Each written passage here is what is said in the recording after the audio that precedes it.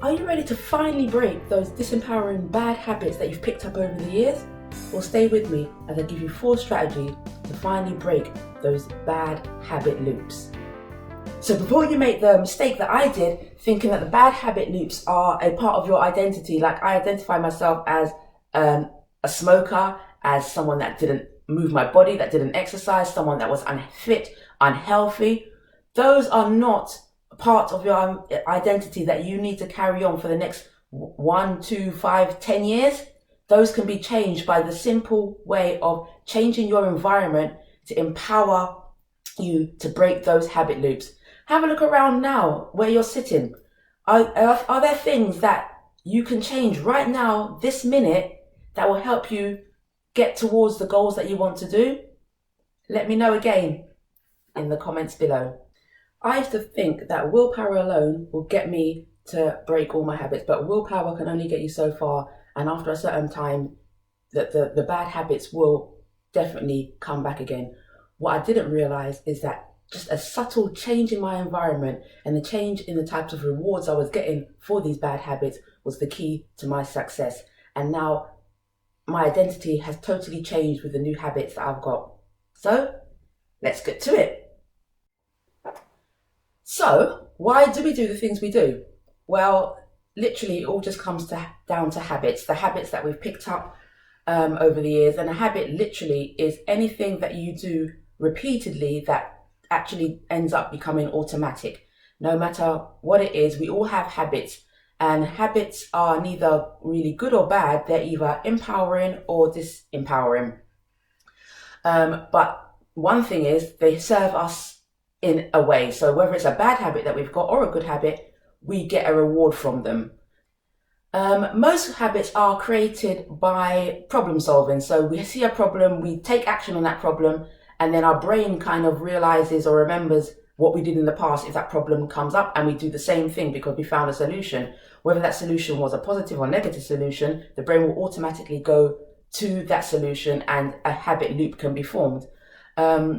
I can give you several examples of that. When I was a smoker, anytime I got stressed and I felt the notion of stress, my habit was to light a cigarette. It wasn't something that I've done all my life. I mean, I started smoking at a young age, but the actual habits of stress and nicotine became a habit loop that was really, really difficult to break. And that could be, stress could lead to people doing that with cigarettes, drink, alcohol, but it's literally creating a solution to a problem and repeating that solution, and it actually gets ingrained into our heads and it becomes a habit. So the question is, how do we break those habit loops? How do we interrupt that automatic system of problem, solution, reward? And that's what we're going to get into.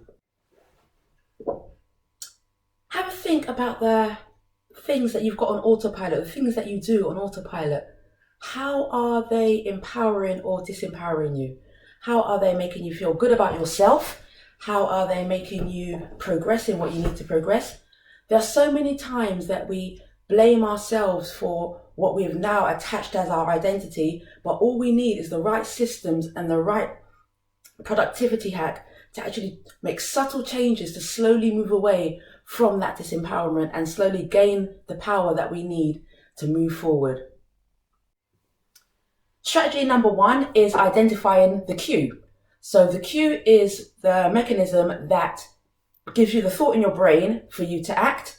If I give you an example of when I was trying to lose weight, I realized that one of my identifying cues, now disclaimer now, I love biscuits, I love cakes, I love any carbs, to tell you the honest truth. But one of my cues was when I came home from work, I would put my bag on the floor, take off my jacket and step directly into my kitchen. As I did that, my cookie jar was the first thing that I saw. And I would say to myself, right, it's been a stressful day, see the cookie jar, I'm going to eat a cookie, I'm going to eat a biscuit. That biscuit turned into 2, 3 or 4. So my cue was walking into that kitchen and seeing that cookie jar. Now, the thing is, I wasn't actually hungry. I know I wasn't hungry, but my brain also had already had the habit loop of as soon as I come in, I see that queue of the biscuits, and it says to me, "You deserve some chocolate biscuits. It's been a hard day. Eat one, eat two, eat three, eat four. You'll feel better." The reward was the feeling that I was getting, and I did feel better, but that was not helping with my weight loss because I wasn't hungry. My cue just made me take action automatically. And the reward, as I said, my reward was the fact that I ate the cookies and I felt good. I felt good whilst I was eating the cookies. I didn't feel so good after because I was like, now I've got to go and cook dinner, and I haven't eaten dinner, and I'm going to be snacking, and the cookie jars are going to still be on the table. While I'm cooking, I might have a few more. So the reward in the immediate action was satisfying, but in the long term, it was a disempowering reward. But my habit loop would not allow me to break that chain because at that moment, that was the response that was needed.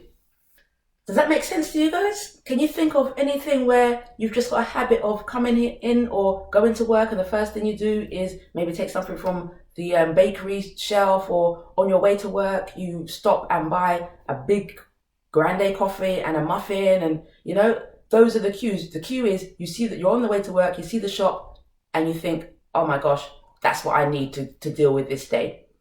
Let me know in the comments below. Identifying the cues and identifying the rewards, those are really important things to think about. The next thing is, in order to break that habit loop, is to make it invisible. So let me go back to my same analogy of my situation with my cookies, my biscuits. So by making it invisible, in order to break that habit loop of coming in the morning, coming in the afternoon, dropping off my coat, going straight into the kitchen, in order for me to make that small change of not eating 4 to 5 or 6 biscuits as soon as I stepped in the door, I had to make the actual cue invisible. So what I did was actually take my cookie jar and put it in the cupboard, and then I put my bowl of fruit in the place where the cookie jar was, because at that time the bowl of fruit was on the other side, so it wasn't the first thing that I saw. So by putting the cookie jar in the cupboard, the cue was removed. It was invisible. I came home and I actually first thing I didn't see was the cookies. I saw the fruit. So I took a piece of fruit because I still wanted the reward. The reward was still there. Like, I had a stressful day, eat something. But at least the choice of what I was eating was actually a more empowering reward for me. So that is one thing you can do, is make your cue invisible.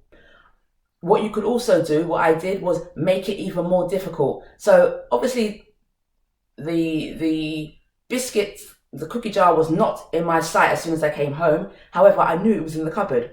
But what I then did is put the cookie jar at a higher level. So the actual actions to get me to that reward was even greater. And by putting the cookie jar at a higher level and behind something else, it made the action of getting that reward much more difficult. I had to do 3 more steps to get that cookie jar, and I could have interrupted that loop, because as soon as I opened the cupboard to get the cookie jar, I had actually put much healthier snacks in front of it, and it was just easier to get it out instead of having to climb up and get the cookies. And don't get me wrong, my family was like thinking, well, I'm crazy, why am I doing that? Because it was difficult for them as well, but it actually made them eat less biscuits. That was a good thing. Everyone was eating less biscuits. We were still eating the biscuits because we know it was there, and if the need be, we would climb up and get them. But that automatically, of every day, the cue, the reward, the identifying and the actual action to eat those biscuits all day, every day, has actually diminished because I made it difficult for myself to get there, and I gave myself options of better choices. Is this making sense to you? Let me know in the comments below. If you want to, say, exercise more, your cue in the morning is to have your exercise outfit laid out ready. It's the first thing that you see. That is the cue. So you know that's the first action that you need. If your exercise stuff is in the cupboard and you have to go into the cupboard, pick out what you need to wear, that's too many steps, and the habit loop will not be broken because there is going to be a barrier to those actions.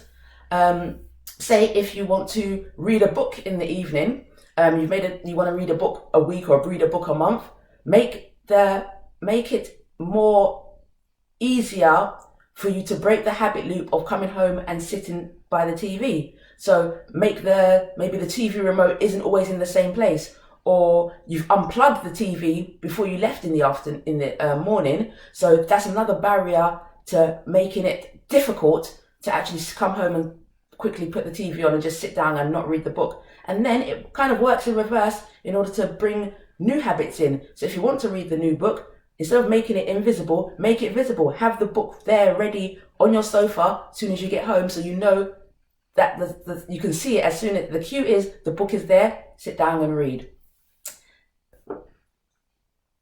So in conclusion, just to say, if you want to break a bad habit, don't think that you need to really work on your willpower alone, or that you are failing because you have no willpower. It's all about the environment and the rewards that you get for that behavior.